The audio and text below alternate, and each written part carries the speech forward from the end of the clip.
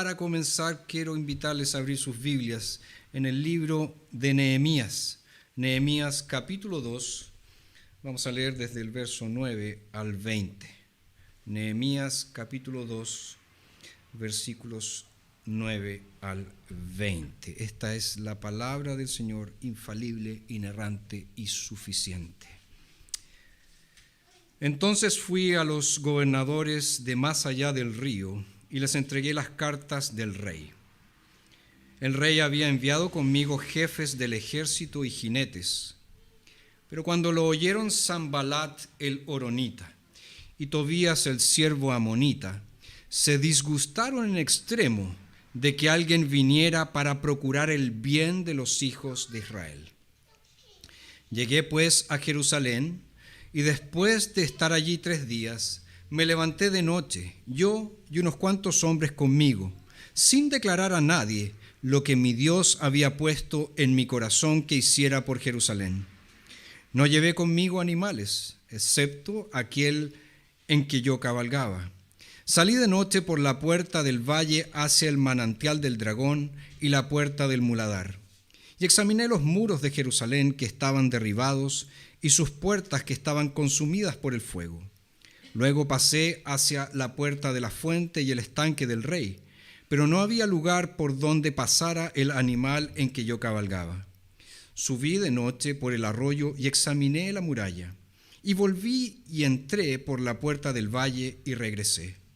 Los oficiales no sabían a dónde me había ido ni qué había hecho, pues hasta entonces yo no lo había declarado a los judíos, ni a los sacerdotes, ni a los nobles, ni a los oficiales, ni a los demás que habían de hacer la obra.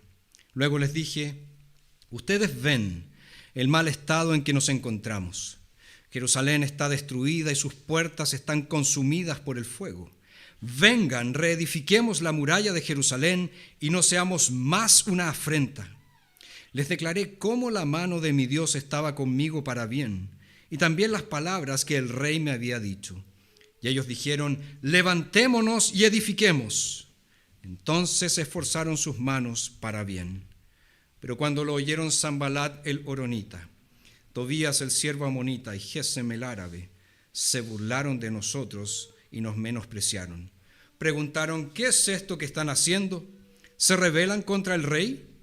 Les respondí diciendo: el Dios de los cielos, Él nos prosperará, y nosotros sus siervos nos levantaremos y reedificaremos. Pero ustedes no tienen ni parte, ni derecho, ni memoria en Jerusalén.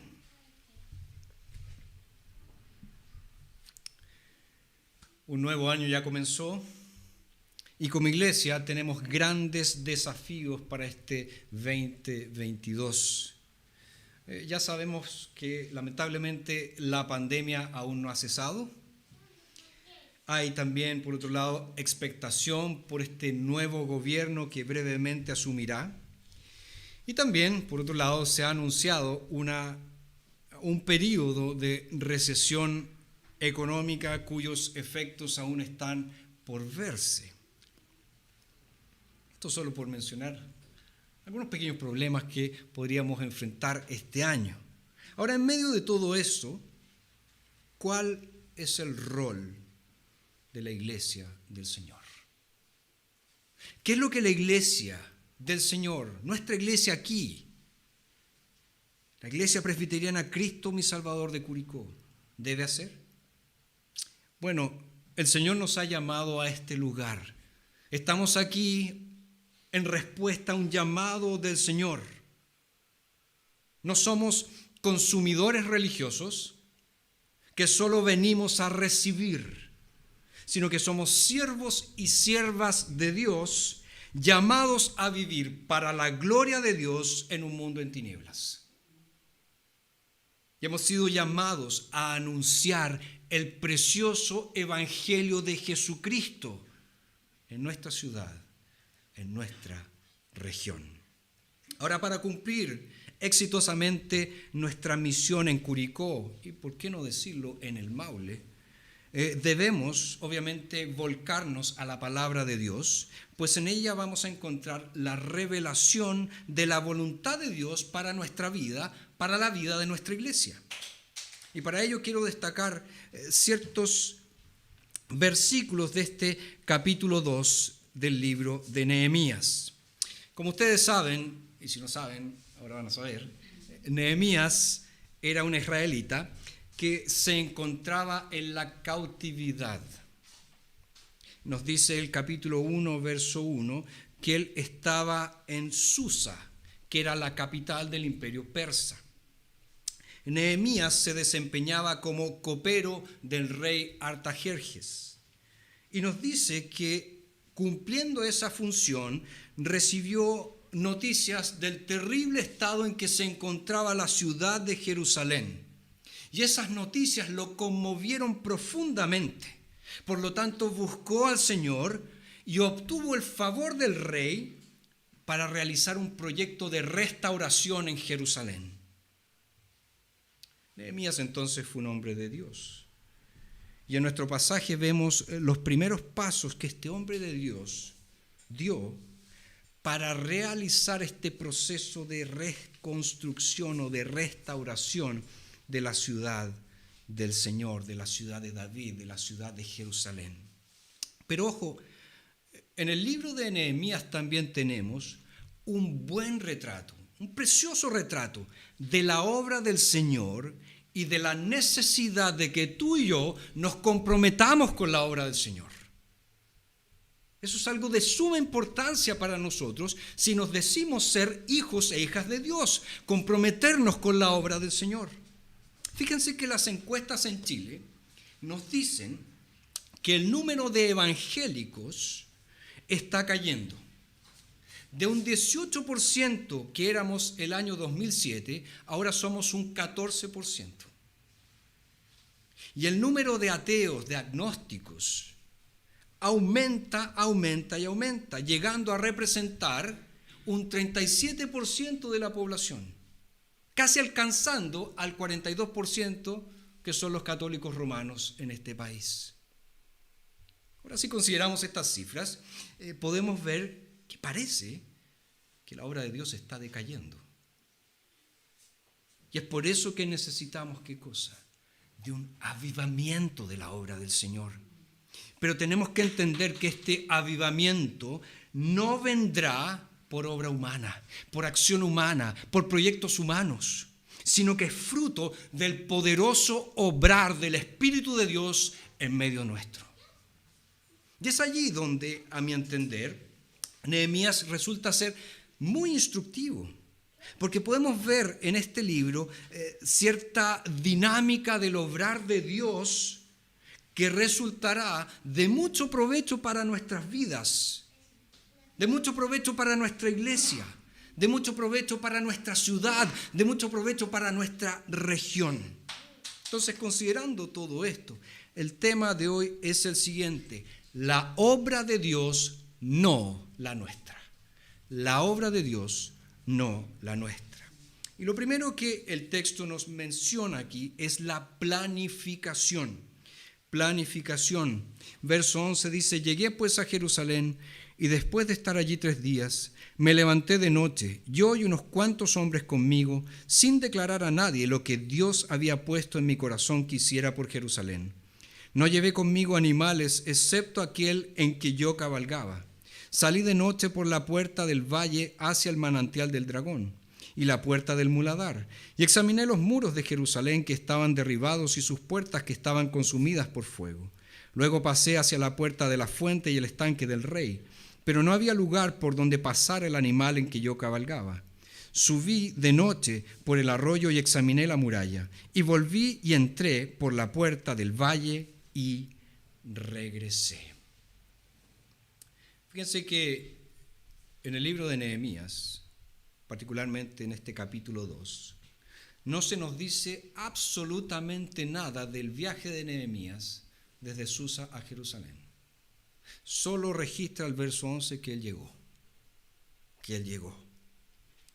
Y lo primero que hizo este hombre al llegar a Jerusalén fue recorrer la ciudad y examinar los muros de Jerusalén. Y nos dice que él no se encontraba solo. Había unos cuantos hombres con él. Pero es interesante notar que Nehemías nos dice que él no le dijo a ninguno de sus acompañantes, verso 12, lo que Dios había puesto en mi corazón que hiciera por Jerusalén. Él mantuvo el secreto, él mantuvo el silencio.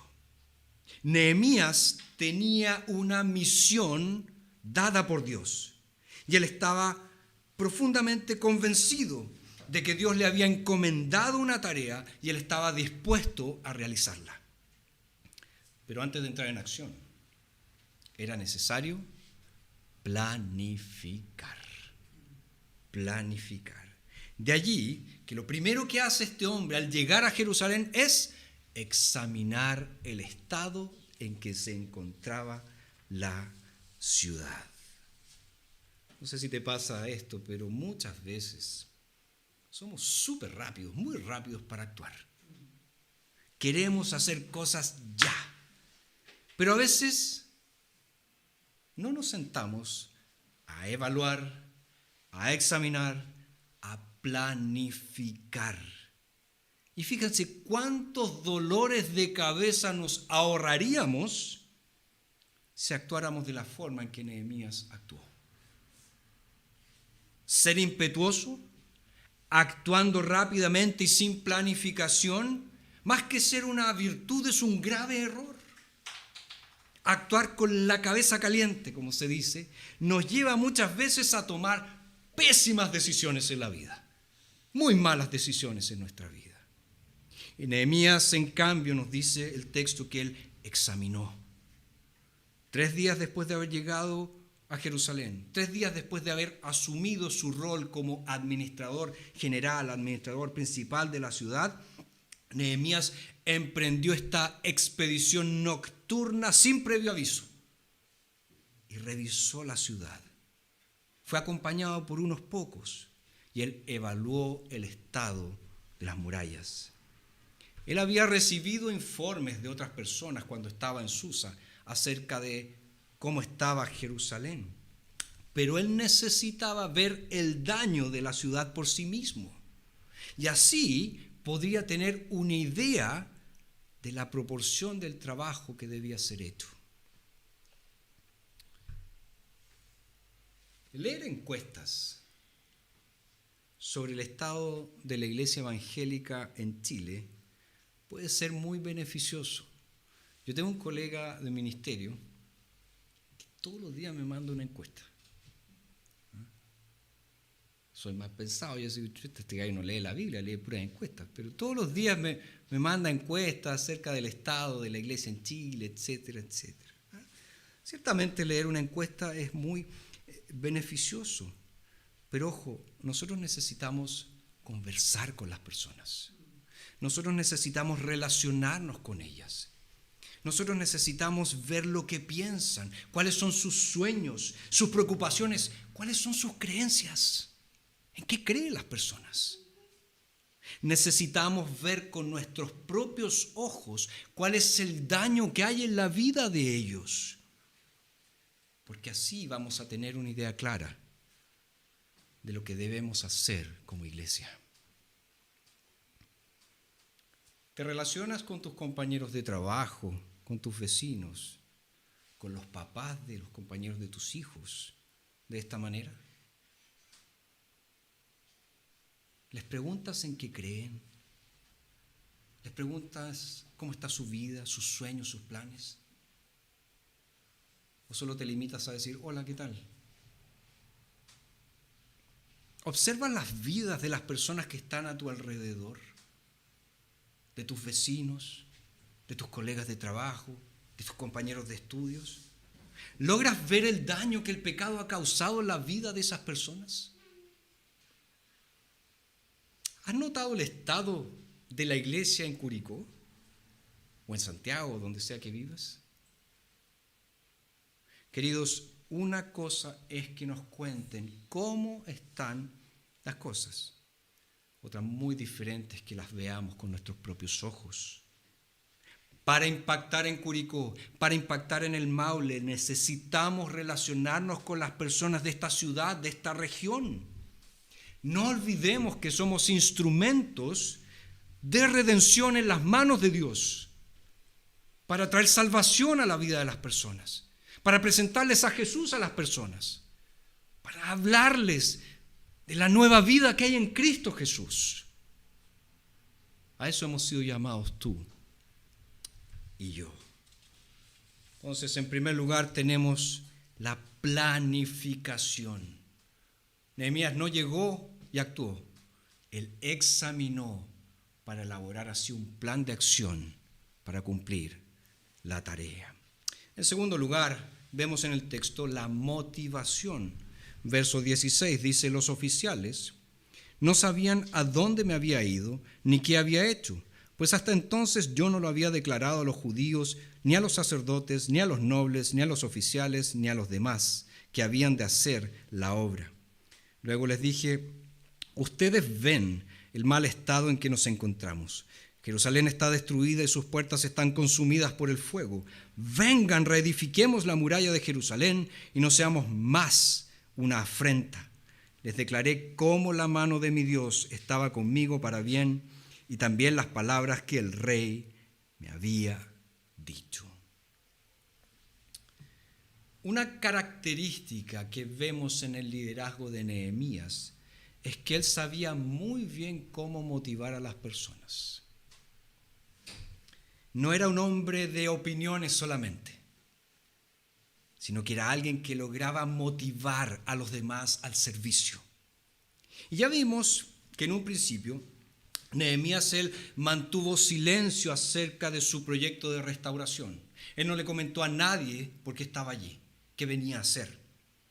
De hecho, el verso 16 dice: los oficiales no sabían a dónde me había ido, ni qué había hecho, pues hasta entonces yo no lo había declarado a los judíos, ni a los sacerdotes, ni a los nobles, ni a los oficiales, ni a los demás que habían de hacer la obra. Él guardó silencio. Ahora, podríamos pensar que ese silencio obedecía a que en esta altura del partido Nehemías no tenía idea en quién podía confiar. No los conocía, no sabía lo que pensaban, no sabía sus proyectos, en fin. También el llegar ya con un plan, anunciar el plan, hacer todo un proyecto de publicación, de publicidad del plan, podría haber alertado a sus enemigos que podrían haber preparado un ataque temprano para impedir que él realizara la obra. Pero podríamos decir que en este momento nadie sabía qué estaba haciendo Nehemías allí. Solo los altos funcionarios habían recibido las cartas que Nehemías traía de parte del rey. A los judíos no les habló del proyecto de restauración. Podríamos pensar, bueno, quería examinar primero la ciudad, quería presentarles después un proyecto bien elaborado, porque si él les presentaba un proyecto realmente bien informado, les daría un sentido de confianza a estos judíos y disiparía cualquier sospecha que ellos podían tener acerca de él. ¿Por qué? Porque después de todo, Nehemías nunca había vivido en Jerusalén. Nehemías no conocía la ciudad, no conocía su trazado arquitectónico, no conocía tampoco estos detalles topográficos que tal vez iban a entorpecer la realización de la obra de restauración. Además, que si lo pensamos fríamente, ¿qué sabe un copero de arquitectura?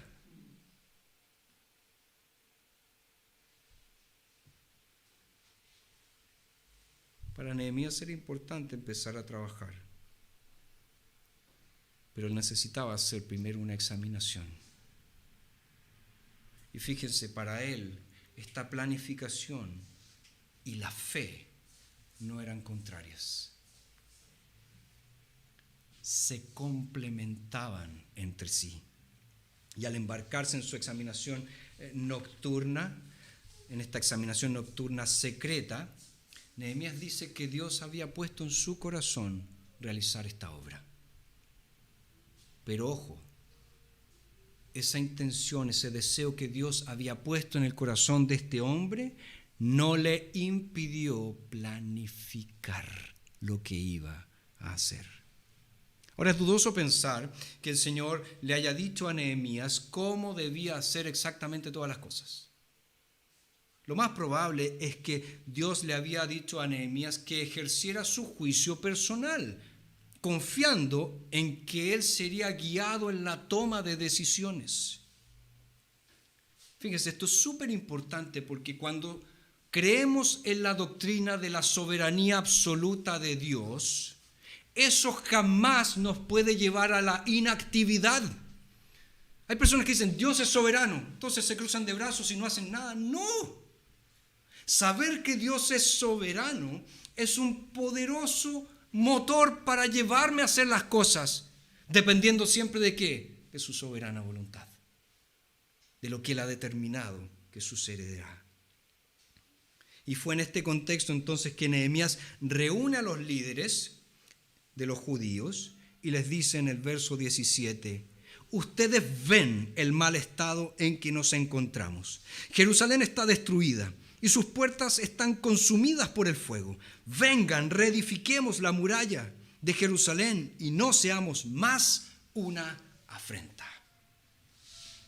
En estas palabras de motivación de Nehemías vemos varias cosas importantes. La primera de ellas es que él se identificó con ellos.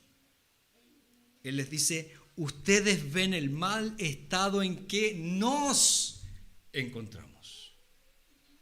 Eso es súper importante. Fíjense, Nehemías no los culpó de negligencia.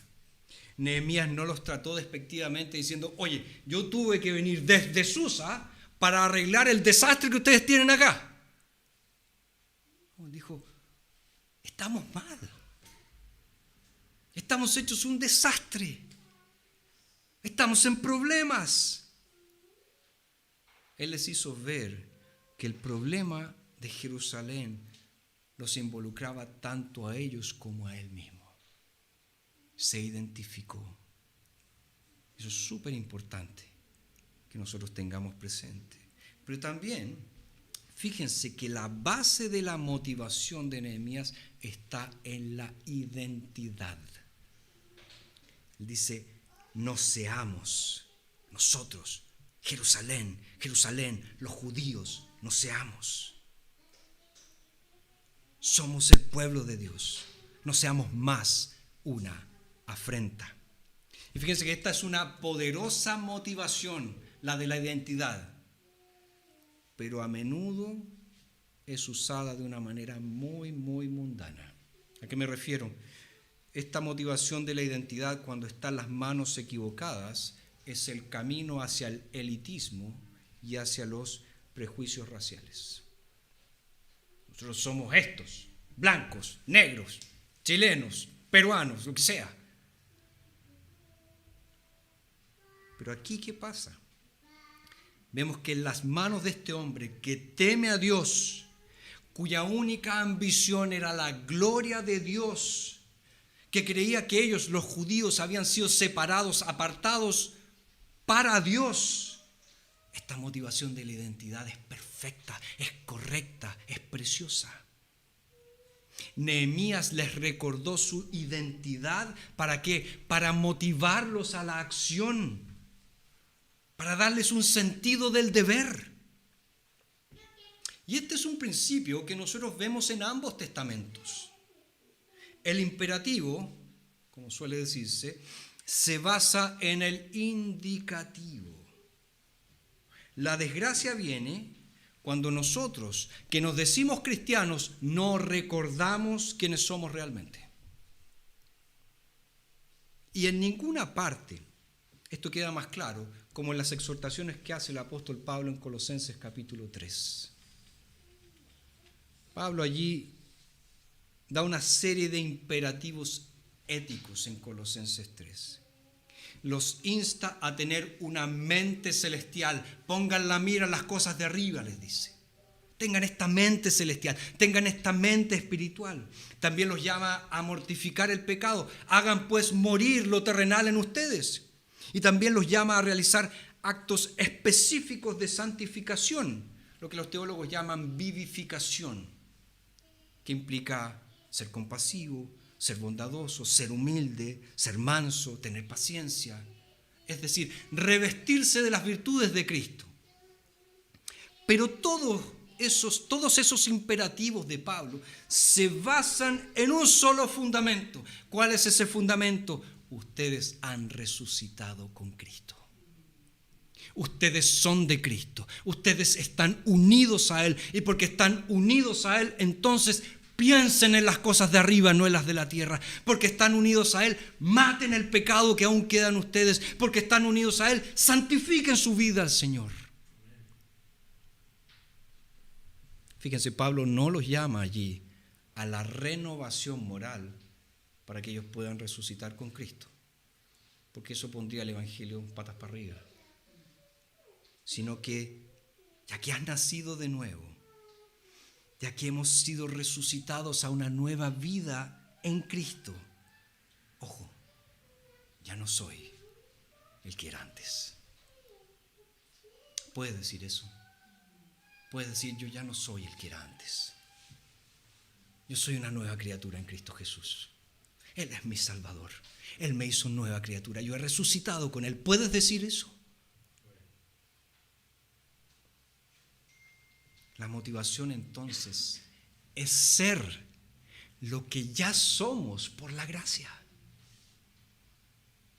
El gran engaño que Satanás quiere introducir en nuestra mente es decir que no hay ni un cambio en nuestra vida, que nada ha pasado, que sigo siendo el mismo, que sigo teniendo los mismos vicios, las mismas inclinaciones pecaminosas.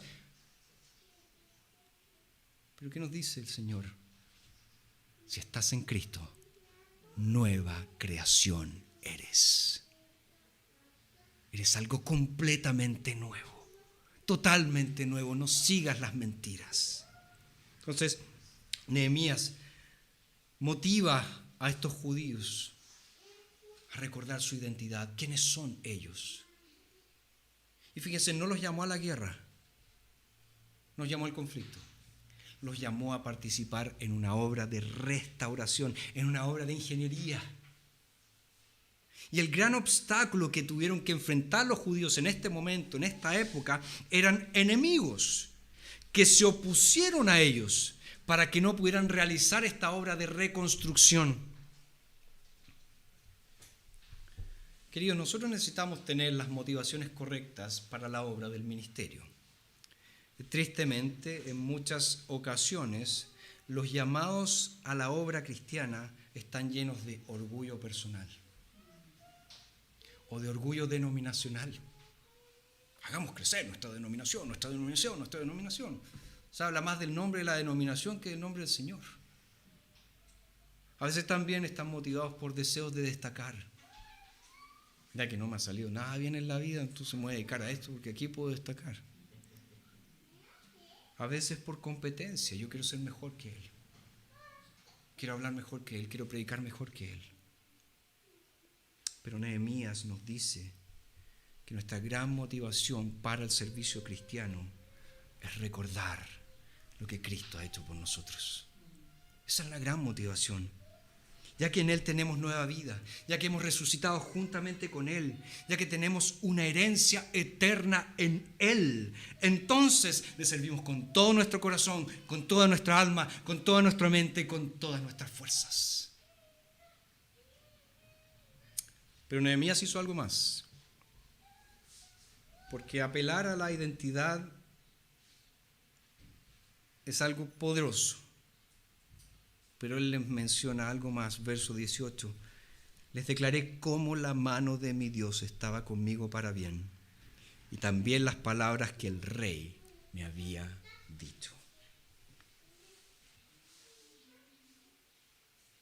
Nehemías les contó lo que Dios había hecho.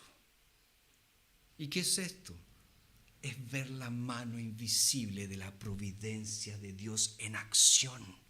Porque esa mano invisible de la providencia en acción es una poderosísima motivación para el servicio cristiano. Los judíos vieron lo que Dios había hecho al llamar a Nehemías, y en el hecho de que Nehemías obtuvo autorización del rey para realizar la obra de restauración.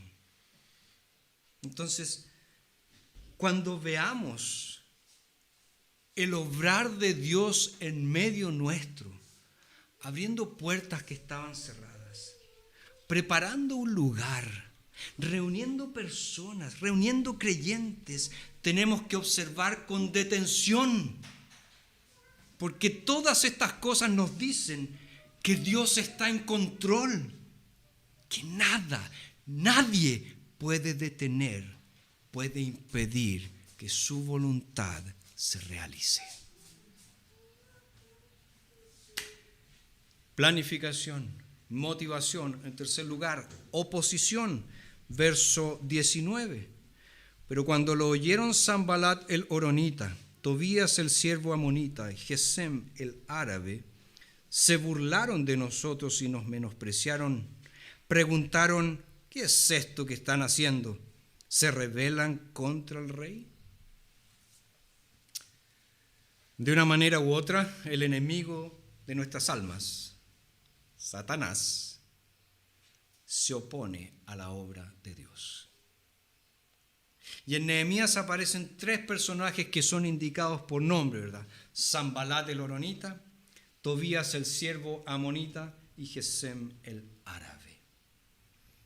Nos dice el verso 10 que Sanbalat y Tobías se disgustaron en extremo de que alguien viniera para procurar el bien de los hijos de Israel. Les irritó hasta lo más profundo de su ser la llegada de Nehemías.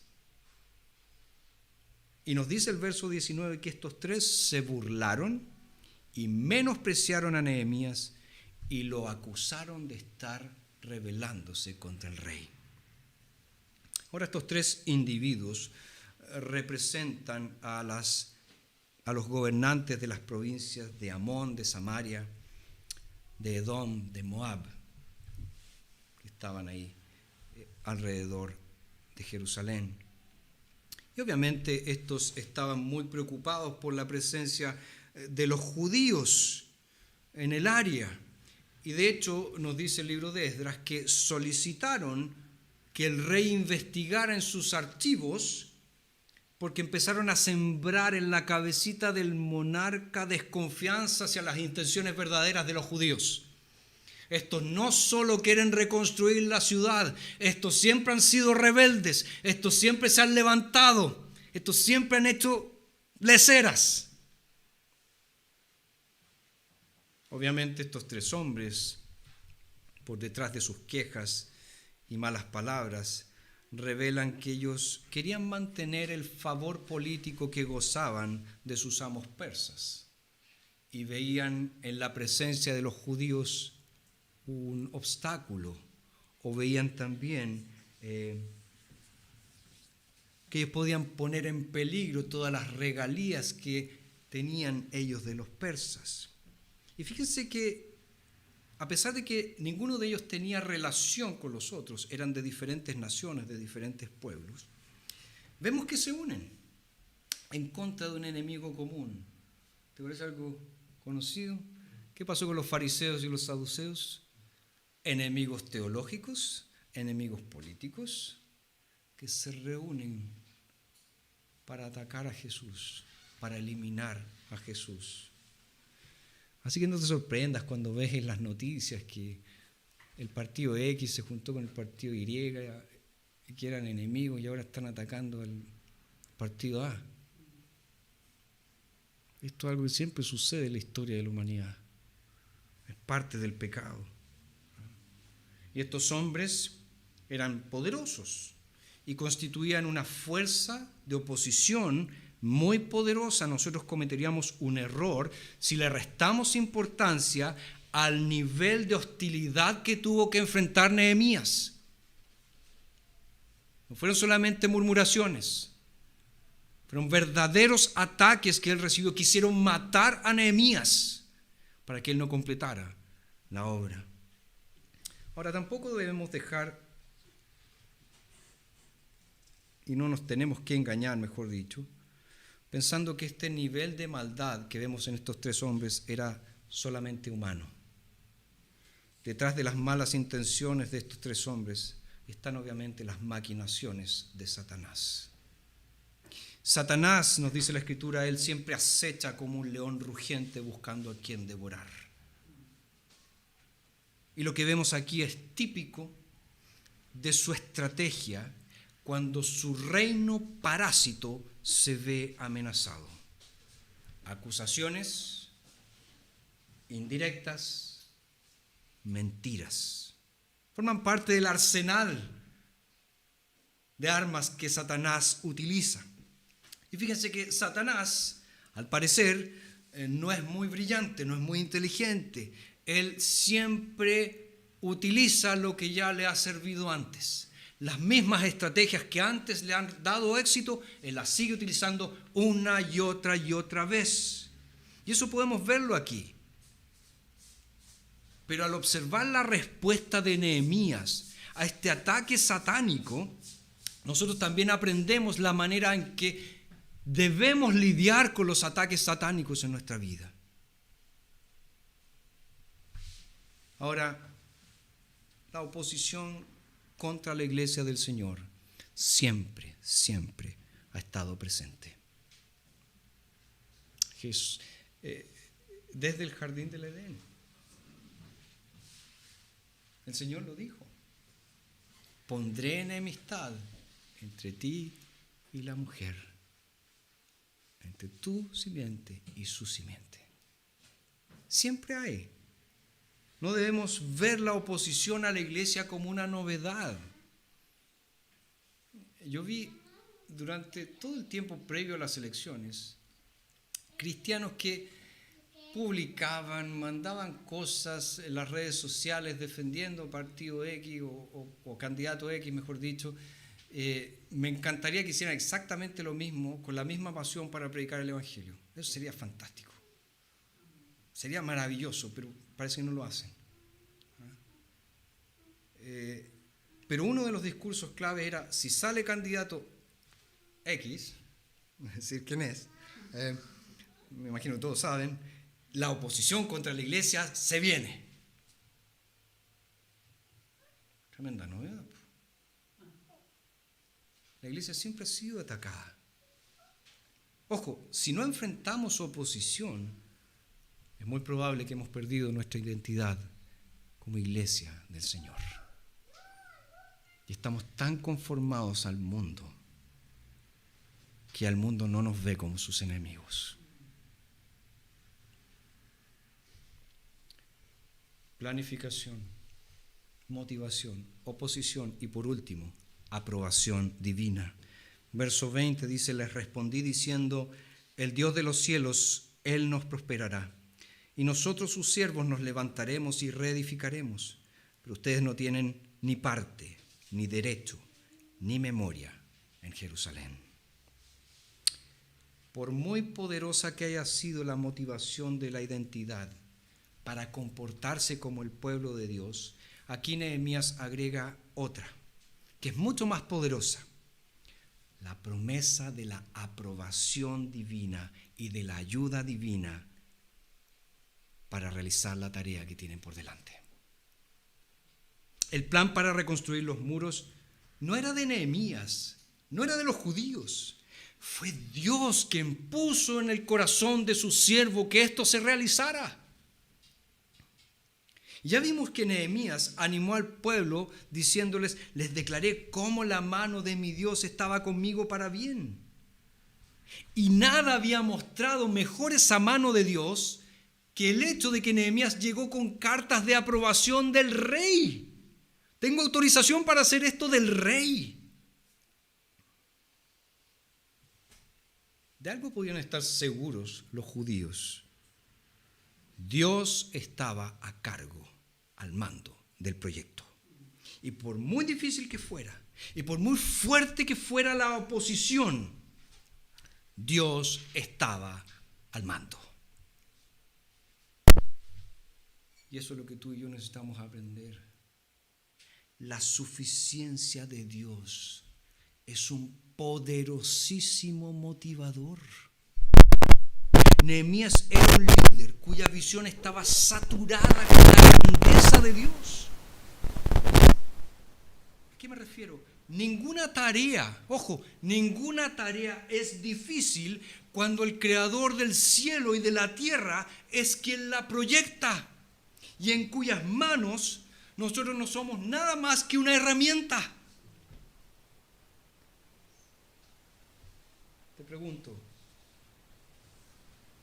un Dios que puede convertir el mar en tierra seca, un Dios que hace que una zarza arda sin consumirse, ¿no puede hacerle frente a un Sanbalat, a un Tobías, a un Gesem?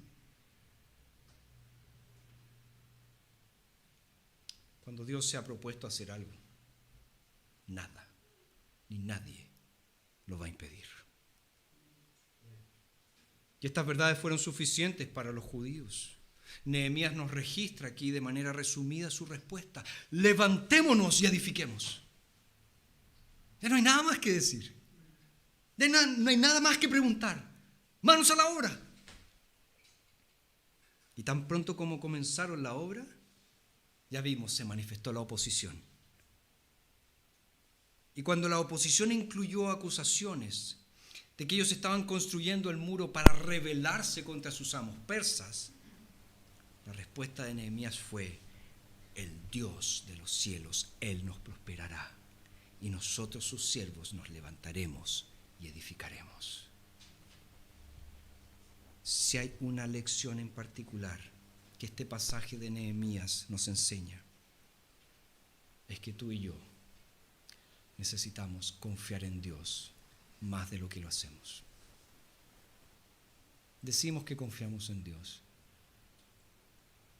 Le decimos a todas las personas, nos decimos a nosotros mismos que confiamos en Dios, pero cuando viene la primera amenaza, cuando viene la primera oposición, cuando viene el primer tembloncito en mi vida, ¿dónde está Dios? Decimos.